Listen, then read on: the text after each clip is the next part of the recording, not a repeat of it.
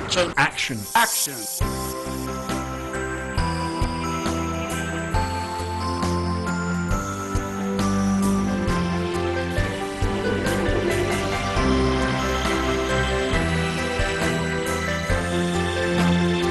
Action in China. Action in China. Action in China.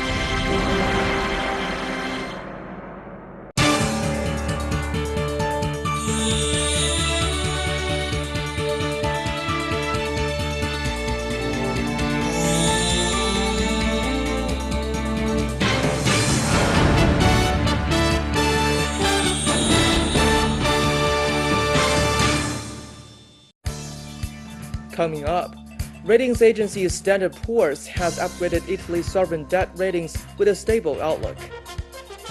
British Prime Minister Theresa May has announced a new drive to improve workplace equality in the country. Hello and welcome to this edition Current Report. I'm Du Yang in Beijing. Ratings agency Standard & Poor's has upgraded Italy's sovereign debt ratings with a stable outlook. The agency cited rising private sector investment and employment, government deficit reduction policies, and bank reforms as drivers of Italy's economic recovery. It thus raised Italy's sovereign credit ratings to BBB from BBB-. S&P analysts expect the country's real GDP growth to reach about 1.4% this year and to average 1.3% in 2018 to 2019. The agency added that the government will achieve this year's budget deficit target of 2.1% of GDP, setting Italy's high government debt-to-GDP ratio on a declining path. On the downside, S&P pointed out that Italy's economy remains unsynchronized with the rest of the Eurozone, as reflected in the depth and length of the 2008 to 2014 Italian recession. Italy is slowly pulling out of two economic recessions that were sparked by the global financial crisis of 2008 and by the sovereign debt crisis of 2010. The prolonged crisis caused households and businesses to default on their loans, which piled up on bank balance sheets. Beginning in 2015, the Italian government struggled to reform the country's banking sector to make it more crisis-proof. Turning to UK, British Prime Minister Theresa May has announced a new drive to improve workplace equality in the country. According to the Office for National Statistics, the gender pay gap based on average hourly earnings for full-time employees has decreased to 9.1% in April, the lowest since 1997. But on average, men still earned almost 10% more than women. Theresa May announced a new drive to improve workplace equality by calling on more companies to report their gender pay gap and take action to close it as a way of narrowing the gap. The Women's Business Council, which May established in 2012, has been asked to advise her on progress and good practice in business.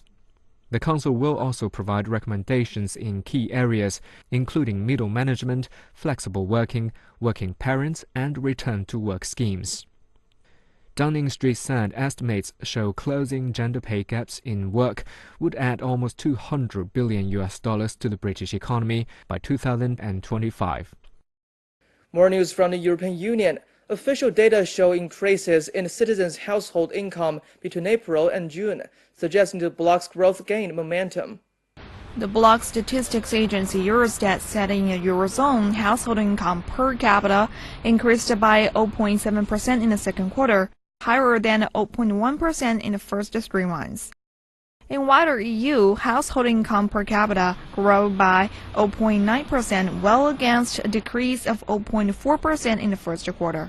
Friday's readings came as the bloc witnessed buoyant inflation and better-than-expected acceleration in growth from the start of this year. National Statistics Bureau INSEE said on Friday, confidence of French consumers concerning the economy and financial situation lost momentum in October, with the monthly sentiment indicator standing at 100. October's business indicator fell by 1 percentage point from September figures. Household sentiment on the future personal financial situation declined for the 4th consecutive month at -15 from September. INSEE figures showed, as for their expectations for the economy in the coming months, they were less optimistic, with the appreciation indicator losing 1 percentage point to minus 23. Official figures released on Friday show the cost of imports in Germany has risen again in September. On average, German import prices were 3% higher in September this year compared to the same period last year. The Federal Statistical Office mainly attributed September's development to the sharp rise in the prices of preliminary inputs, which account for 35% of the total index of imports. Energy imports, which make up a smaller 13% share of the index, also jumped by 15.9% compared to September 2016. The price of petroleum products rose by 17.4% and the price of crude oil rose by 15.5% in this category. By contrast, the cost of import consumer goods only rose by 0.8% on average, while prices for durable goods and investment goods fell. Retail sales in Britain suffered their largest fall in October since the financial crisis. Figures from the Confederation of British Industry show the reported sales balance plunged to minus 36 in October from plus 42 in September, well below the consensus of plus 14. The value of retail sales to the British economy is about 5% of GDP, employing just under 3 million people in 300,000 retail outlets. Weak sterling in the aftermath of Brexit has put pressure on the retail industry, inflating stores' import costs.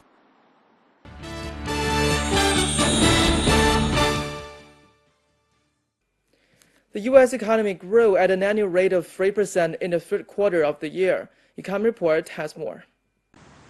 The Commerce Department said the declaration primarily reflected drops in personal consumption expenditures, non-residential fixed investment, and exports. It is the first time to show the U.S. economy had expanded above 3% in back-to-back quarters since 2014. While the Trump administration has vowed to accelerate annual U.S. economic growth to over 3%, the overall economy grew 2.1% in the first half of 2017. The Federal Reserve last month estimated that the economy would grow at 2.4% in 2014 and 2.1% in 2018. Meanwhile, the U.S. Consumer Sentiment Index was 100.7 in October, up from 95.1 in September and 87.2 last October. This is the second time for the sentiment index to stand above 100 since the end of the record 1990s expansion. The unemployment rate was also anticipated to continue to inch downward during the year ahead. U.S. House of Representatives has approved the Senate's version of budget resolution for fiscal year 2018, a big step toward pushing tax reform forward. In a vote of 216 to 2012, primarily along party line, the House on Thursday passed a budget resolution that will allow Republicans' tax plan to add up to $1.5 trillion to the deficit over a decade. The budget resolution also helps unlock a procedure that could allow the passage of the tax reform plan without support from Democrats. It includes billions more for defense spending, which calls for $5 trillion in spending cuts over the decade, including cuts to Medicare and Medicaid. The Senate passed a resolution last week and the House approved it without changes, a step that will allow Republicans to speed up its push for tax reform. President Donald Trump and Senate Majority Leader Mitch McConnell have said recently that they hope to pass the tax bill by the end of this year, but added that it will take time to go through the legislative procedures. The Trump administration, together with congressional Republicans last month, released a unified framework for tax reform. The framework plans to cut tax rates for businesses and individuals, but lacks details about how to consolidate the fiscal position in face of big tax cuts. Vietnam has attracted more and more Chinese tourists in recent years, which is greatly contributing to people-to-people exchanges between China and Southeast Asia. By October 27th this year, a total of 7.8 million people have entered or exited China through Zhengxin Port, which connects China and Vietnam. It has made a new record this year, as the number was 7.16 million last year. In Guangxi Zhuan Autonomous Region, a Chinese tourist can enjoy a one-day tour of Dongxing and neighboring Mongcai in Vietnam by showing only his or her ID card. Self-driving trips between the two cities have also been allowed since 2016. From January to June, nearly 368,000 cross-border trips were made via Dongxing, up 17.8% year-on-year. Since 2000, nearly 20 documents have been signed to encourage bilateral tourism.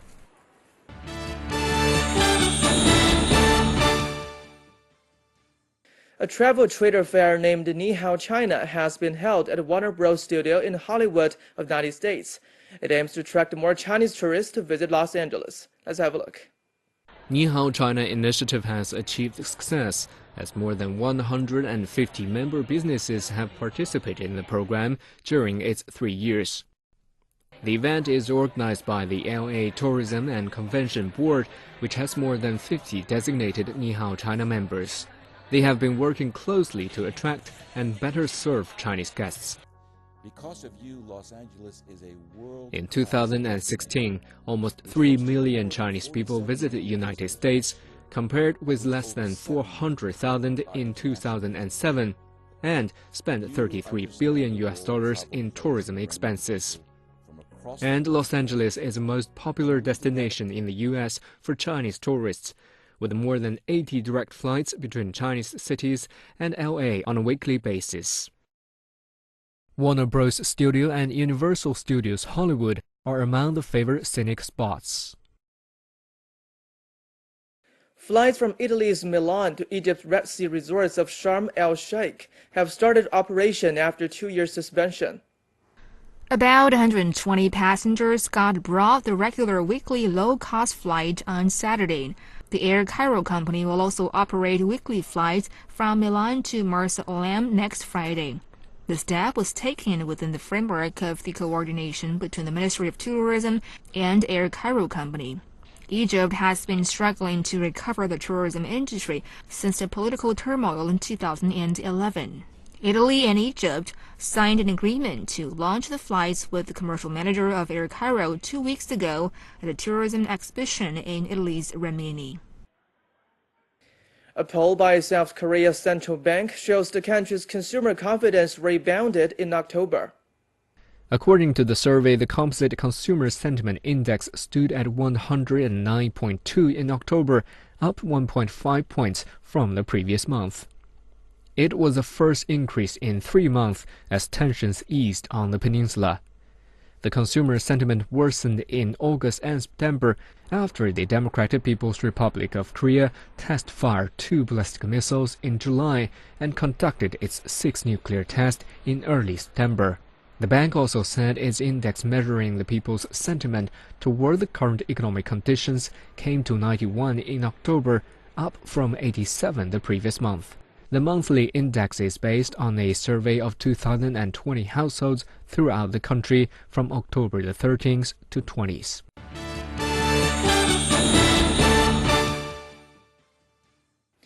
Turning to some company news. Up first, German carmaker Volkswagen has surpassed analysts' expectations with strong earnings figures for the third quarter. Operating profit rose by 15% compared to the same period last year to around $5 billion.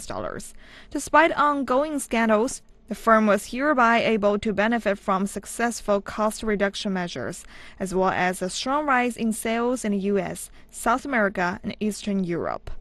Even after accounting for funds put aside to deal with the legal fallout of the diesel emissions cheating scandal, Volkswagen still recorded an operating profit of $1.9 billion. Analysts identified the strong earning figures as a delayed fruit of cooperative management decisions during the past years, including fines as well as compulsory investments in electric mobility.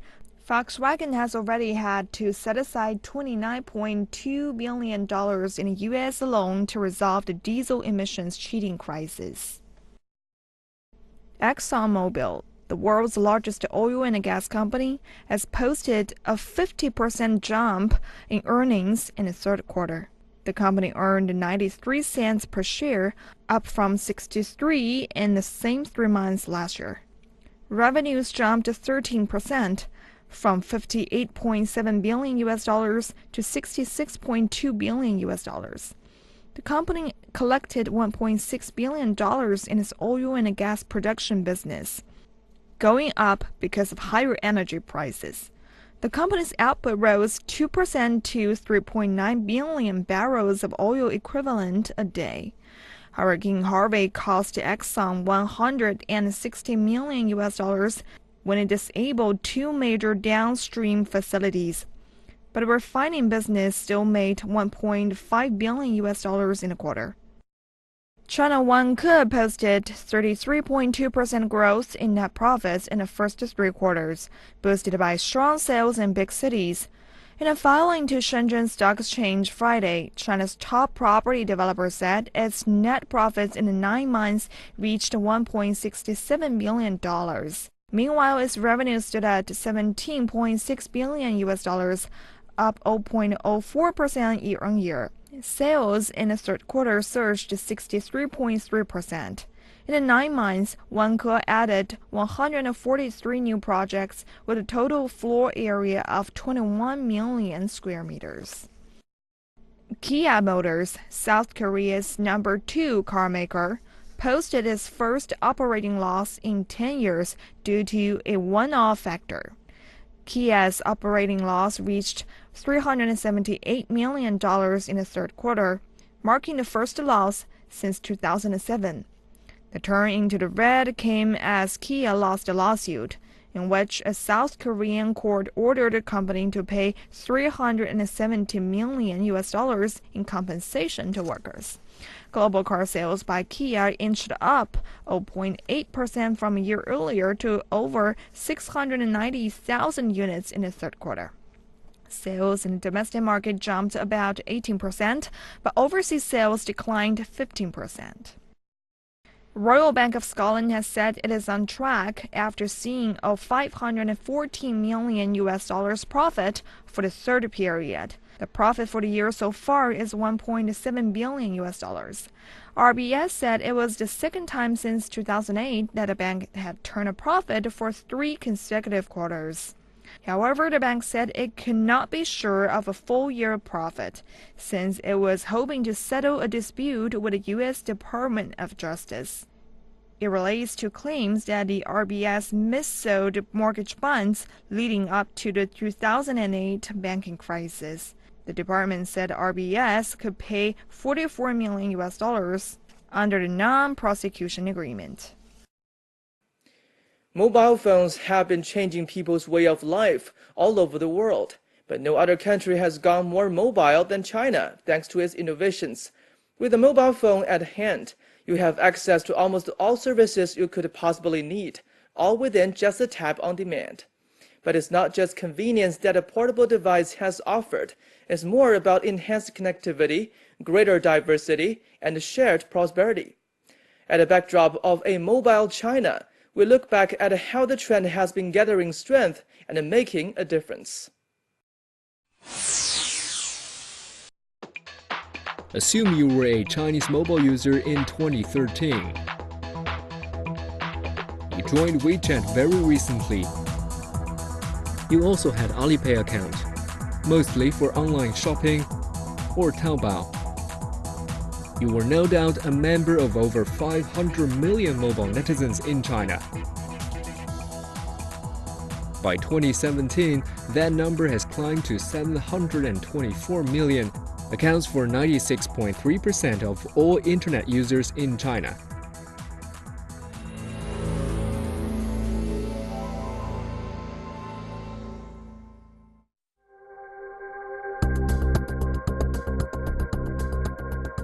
Mobile phones and mobile applications have utterly changed people's way of living.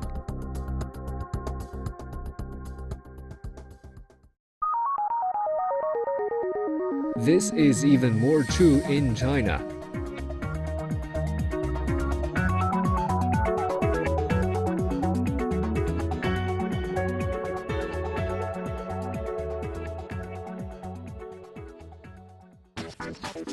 Today, people can carry out most of their daily needs on mobile apps, or as many Chinese people would call, APP. In recent years, the mobile industry has witnessed explosive growth. Speedy networks and lower fees have created even more possibilities for the mobile economy. By 2016, the total revenue of mobile information services totaled nearly $209 billion, up 12% compared from 2015. Over 3 million jobs were created, and the market size of the entire mobile economy is even larger.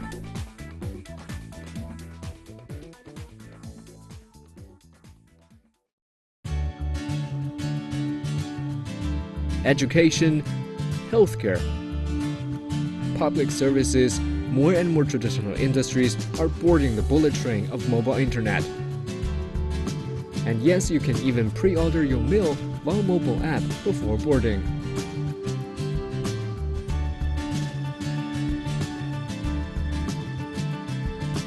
Looking into the future, the mobile economy is rapidly expanding out from cities to rural areas, connecting rural population with the entire nation and helping to eliminate poverty by 2020.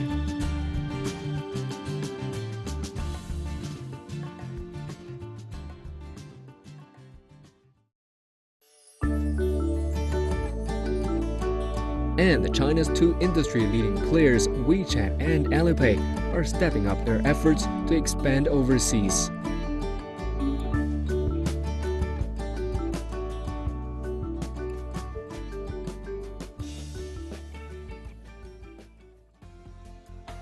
There's just so much worth looking forward to.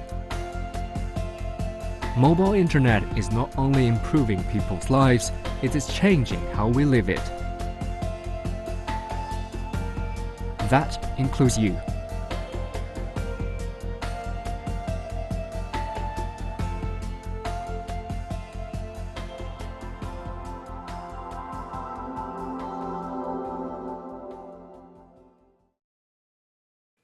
That's all for this Edition Com report. For more news and highlights, please visit our website, yin.cncnews.cn. Thank you for watching. Bye for now.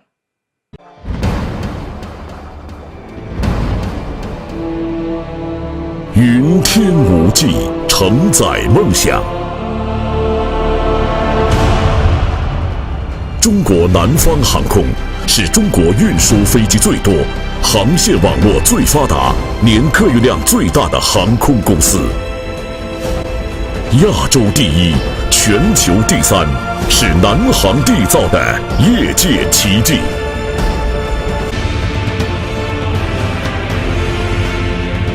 蓝天壮志情，云海谱华章。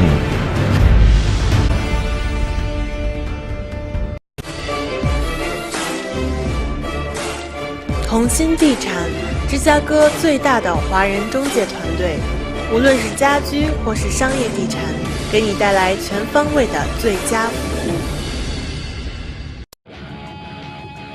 专业的团队，丰厚的经验。 Welcome to Chicago.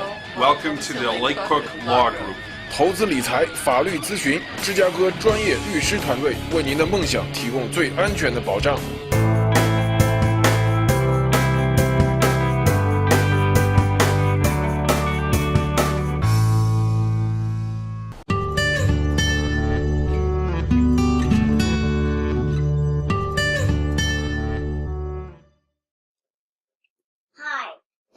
Little Chinese Channel, 小小中文 Lesson 21.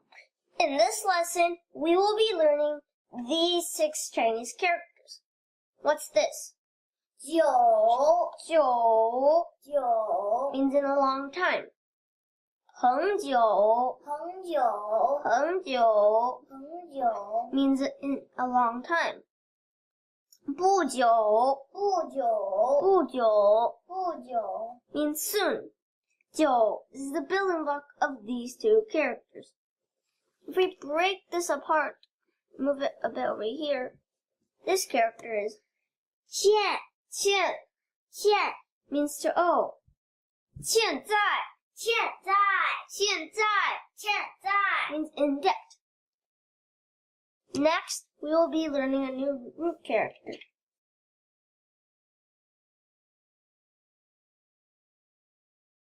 What's this? 马,马,马 means horse. 小马,小马,小马,小马 is a pony. 马上,马上,马上,马上 means right away. If we give this stroke a hook at the end and put a dot over here and a second dot in the middle, it turns into 鸟,鸟,鸟 means bird. 小鸟,小鸟,小鸟,小鸟 is a small bird. If we remove the dot in the middle, it turns into 乌,乌,乌 means dark. 乌云,乌云,乌云,乌云 is dark clouds. Next, we'll be teaching you a new root character.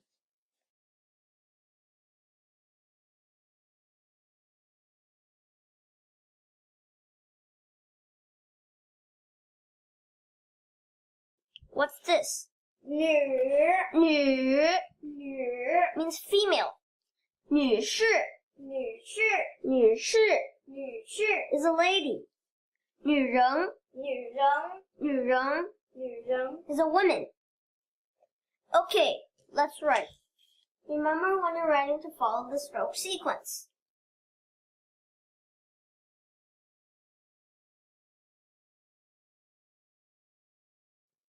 9欠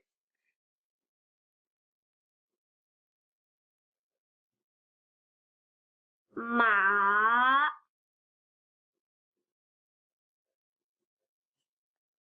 鸟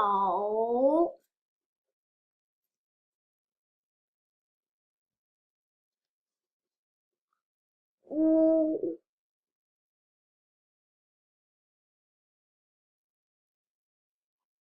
女 Let's take a break.